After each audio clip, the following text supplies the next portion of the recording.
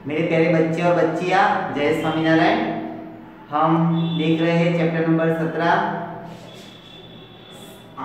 आर्थिक समस्याएं और चुनौतियां, गरीबी, बेरोजगारी। तो गरीबी का पहला टॉपिक हम देख रहे हैं। इसमें पेज नंबर 135 पे गरीबी के उद्भव के कारण, गरीबी कैसे उद्भव होती है, उत्पन्न होती है, उसके कारण आईएमपी टॉपिक है। तो वो हम देखेंगे वन बाय वन। गरीबी की जड़ें शहरों की अपेक्षा ग्रामीण क्षेत्रों में खूब गहराई तक फैली हुई है, जिसके कारण निम्नानुसार है। इसमें पहला, कृषि क्षेत्र में अपूर्ण विकास और अपर्याप्त सिंचाई की सुविधाओं के कारण कृषि क्षेत्र से प्राप्त होने वाली आय में कमी। तो कृषि का विकास नहीं होता है बराबर, सिंचाई नहीं मिलती है, तो इसमें भी इनकम बराबर होती नहीं है।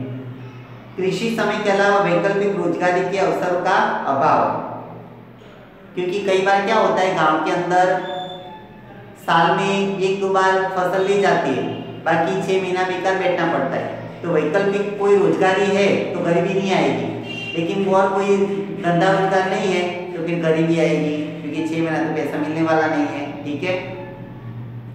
ग्रामीण क्षेत्रों में अन्य रोजगारी के आवश्यक ज्ञान, शिक्षा, कौशल या प्रशिक्षण के अभाव के कारण, तो स्किल, कौशल्य नहीं होता है सबके पास।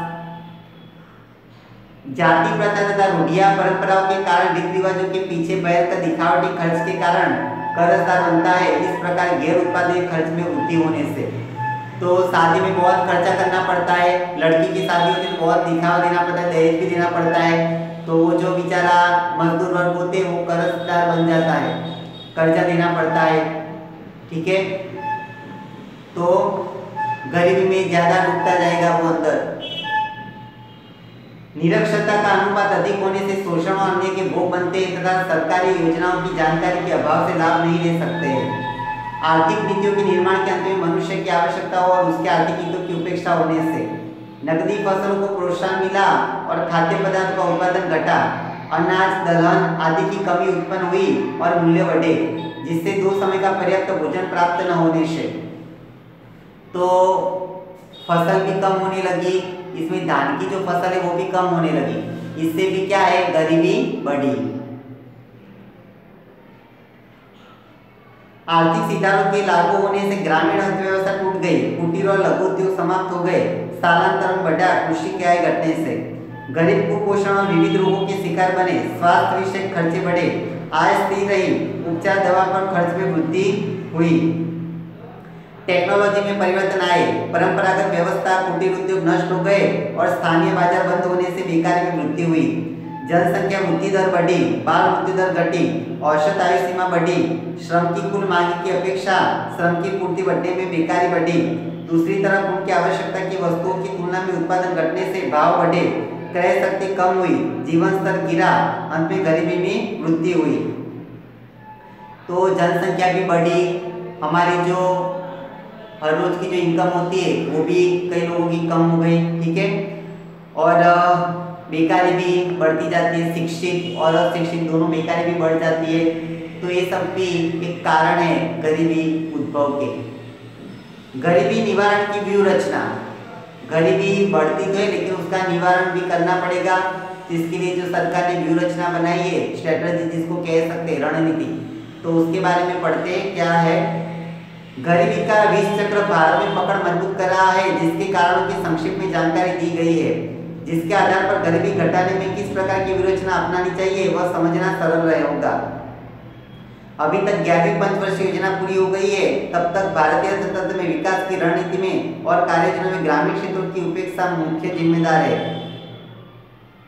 11वीं पंचवर्षीय योजना, हर 5 साल में एक पंचवर्षीय योजना भारत सरकार रखती थी, इसमें किस फैक्टर का विकास करना वो तय करती थी, लेकिन ग्रामीण का विकास करना वो फोकस नहीं था।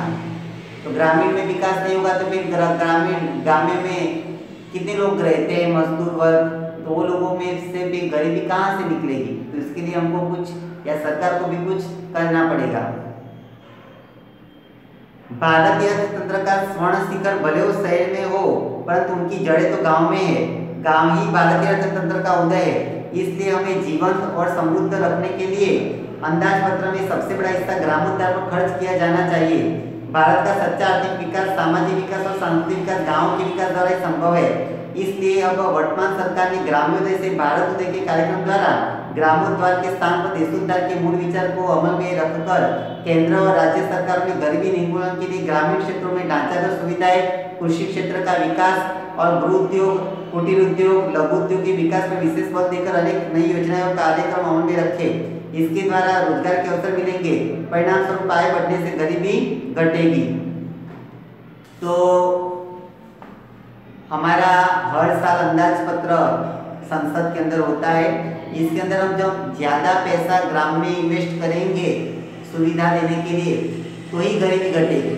और सरकार ने थोड़ी बहुत योजना भी बनाई है, लघु उद्योग, कुटीर उद्योग का विकास हो, बराबर, लघु उद्योग, कुटीर उद्योग, खाखरा बनाना, ठीक है, ऐसा गांव में कुटीर उद्योग होता है। तो इस तरह का विकास हुई, इसलिए भी भारत सरकार भी चिंतित है। आजादी के बाद के वर्षों में आयोजन में गरीबी हटाओ के सूत्र के साथ जिस किसी भी सरकार ने बड़े स्तर के और भारी तथा चाबी उद्योग के विकास पर विशेष ध्यान दिया है, उनके विकास के लिए अनेक प्रोत्साहन दिए, जिसके कारण वह शहर विकसित हुए और दूसरी तरफ ग्रामीण क्षेत्रों में हरियाली क्रांति के लक्ष्य के साथ जमीन सुधार कानून धारा के कार्यक्रमों के अमल से कृषि क्षेत्र का विकास साधकर देश में उत्पादन में वृद्धि होगी। रोजगार के अवसर बढ़ेंगे, रोजगारी बढ़ेंगे और उससे आय बढ़ने से गरीबों का स्थानांतर, विकास में से उद्योग मालिकों को मिलने वाले आर्थिक लाभ, उद्योग मालिक, धनी किसानों वर्गों को मिलती आय की वृद्धि का लाभ क्रमशः गरीबों तक पहुंचेगा और इससे गरीबों की संख्या घटेगी। व्यूहात्मक आशावाद ठग निकलेगा।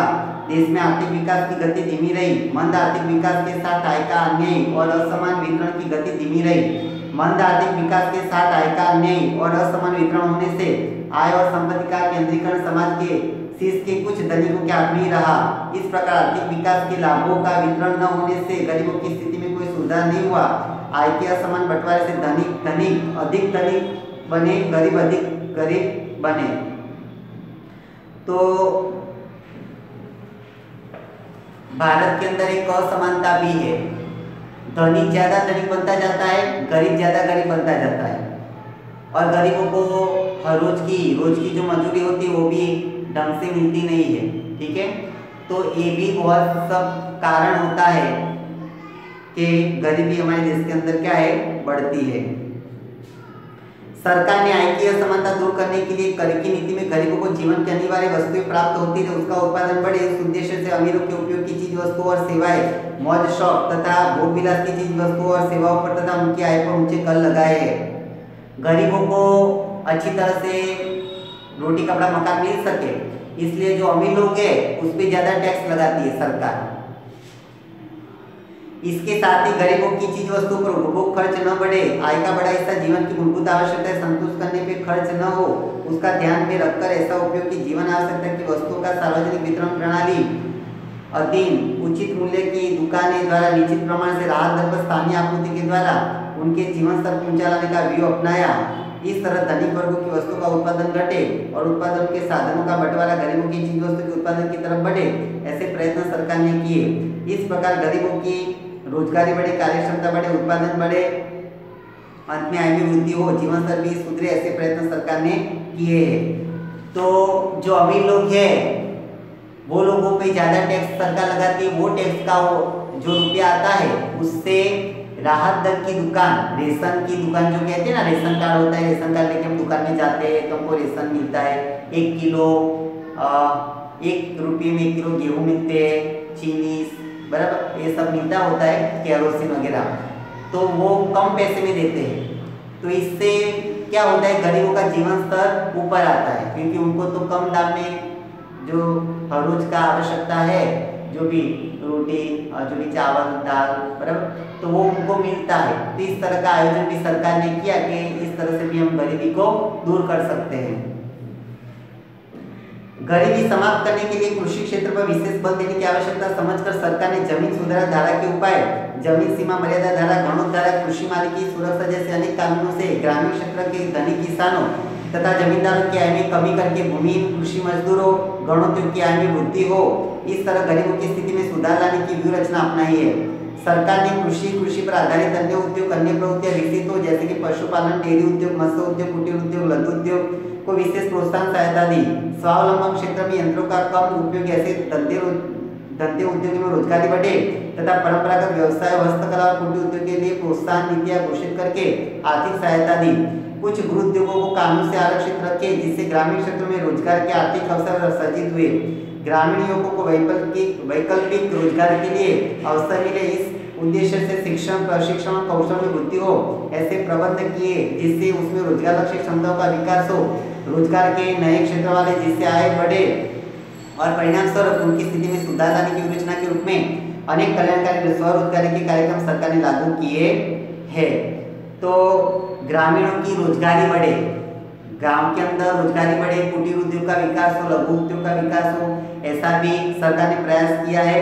दूसरा के खेती के साथ साथ पशुपालन, डेयरी उद्योग उसका भी विकास हो, इसके लिए भी सरकार ने प्रयास किए कि खेती बाड़ी तो करे लेकिन साइड में वैकल्पिक रोजगार कि डेयरी उद्योग है, पशुपालन है, ये सब भी करे। इससे भी क्या होगा कि जो गरीबों की है गरीबी वो दूर होगी, क्योंकि आय बढ़ेगी, ज़्यादा बिजनेस करेंगे, ज़्यादा काम करेंगे तो आय भी, उनकी इनकम भी बढ़ने वाली है। ठीक है, सरकार ने ग्रामीण क्षेत्रों में शिक्षण, स्वास्थ्य, आवास, रोजगारी, परिवार नियोजन, संचार, अंतर सुविधा युक्त ढांचे में सुधार किया। सिंचाई, सड़क, फसल संरक्षण, कौशल और प्रशिक्षण क्षेत्र, कृषि क्षेत्र में सुधार किए। फसल का विविध प्रजातियां विकसित की। बीज, खाद, ट्रैक्टर की सुविधा के लिए सस्ते बैंक लोन उपलब्ध कराकर ग्रामोद्धार के अंतर्गत अनेक महत्वाकांक्षी कदम उठाए हैं। स्थानीय स्तर पर युवकों के लिए रोजगारी के क्षेत्र खोल, जिससे शहरों की तरफ स्थानांतर घटे और शहरों पर जनसंख्या का भार घटे। तो अभी लोग शहर में ज्यादा आते हैं, तो सरकार ऐसी भी नीति बनाती है कि ग्राम में उनको रोजगारी मिले, गांव के अंदर, जिससे क्या होगा, शहर में जो स्थानांतर होता है गांव वालों का वो कम हो, फिर अच्छी फसल हो, ऐसे बीज, खाद, वो उसका भी संशोधन सरकार ने किया है जिससे उनको अच्छी फसल मिल सके, अच्छा उनकी फसल हो, अच्छा खाद मिले, तो वहाँ पे भी रोजगारी की सुविधा और बढ़े। ठीक है, तो इसके लिए भी बहुत सारे सरकार की नीति है और सरकार प्रयत्न करती रहती है। ग्रामीण या नगर स्तर पर विद्यालय और माध्यमिक तथा उच्चतर माध्यमिक विद्यालय, नजदीक के अंतर पर कॉलेज शुरू करके टेक्निकल और व्यवसाय लक्षी पाठ्यक्रमों और प्रशिक्षण केंद्रों का सुविधाएं कड़ी की। युवक युवतियों को उच्च शिक्षण पूरा करने तक अधिक सहयोग के रूप में स्कॉलरशिप, फीस माफी की सुविधा, आश्रमशालाओं, कन्या शिक्षण के लिए आर्थिक सहायता और प्रोत्साहन जैसे अनेक कदम उठाए हैं। महिला सशक्तिकरण के प्रयास के रूप में महिलाओं को आर्थिक रूप से आत्मनिर्भर बनाने के लिए स्वरोजगार उत्पन्न करने के विविध सक्रिय प्रयास और कार्यक्रम लागू किए। इस प्रकार सरकार गरीबी के राक्षस को समाप्त करने में विवादात्मक रूप से और क्रमबद्ध रूप से कदम उठा रही है। इन उपायों के लागू होने पर भी अर्थतंत्र में गहराई तक घर कर गई गरीबी की समस्या को जड़मूल से उखाड़ कर फेंक देने के स्वप्न को साकार करने में और विश्व बैंक के 2030 तक विश्व में गरीबी को निर्मूलन करने के विजन को मिशन के रूप में पूर्ण करने में भारत को अभी भी कई मंजिलों तक कड़े कदम उठाने पड़ेंगे। तो सरकार ने गांव के अंदर टेक्निकल कॉलेज शुरू की, जिससे गांव के जो बच्चे हैं वो लोगों को टेक्निकल नॉलेज मिल सके। ठीक है, कॉलेज, माध्यमिक स्कूल, पाठशाला वो भी वहाँ पे शुरू की, जिससे गांव के बच्चों को शहर में नहीं आना पड़े और गांव में ही उनका माध्यमिक शिक्षण, उच्चतर माध्यमिक शिक्षण खत्म हो, ठीक है, पूरा हो। ऐसे भी प्रयास सरकार ने किए। दूसरा कि महिलाओं को भी शिक्षित करने के लिए महिला शिक्षण का भी जोगवाई की, फी माफी योजना, साइकिल योजना, ऐसी योजनाएं भी सरकार ने दी। ठीक है, और इस तरह से महिलाओं को और युवक युवतियों को रोजगार मिल सके, ऐसे छोटे छोटे रोजगार मिल सके, इस तरह के कोर्स भी दाखिल किए, व्यवसाय रखी कोर्स। तो इस तरह से गरीबी का निर्मूलन हो, ऐसा विश्व बैंक का भी एक विजन है कि 2030 तक पूरे विश्व में से गरीबी निकल जाए। इसके लिए भारत प्रयास कर ही रहा है, ठीक है, लेकिन उसके लिए अभी भी हमको एकदम कठिन कदम उठाने पड़ेंगे। तो यहाँ पे टॉपिक पूरा होता है। नेक्स्ट वीडियो में गरीबी निवारण कार्यक्रम का टॉपिक हम देखेंगे। आज इतना ही। थैंक यू क्लास, आपका दिन मंगलमय हो। जय स्वामीनारायण।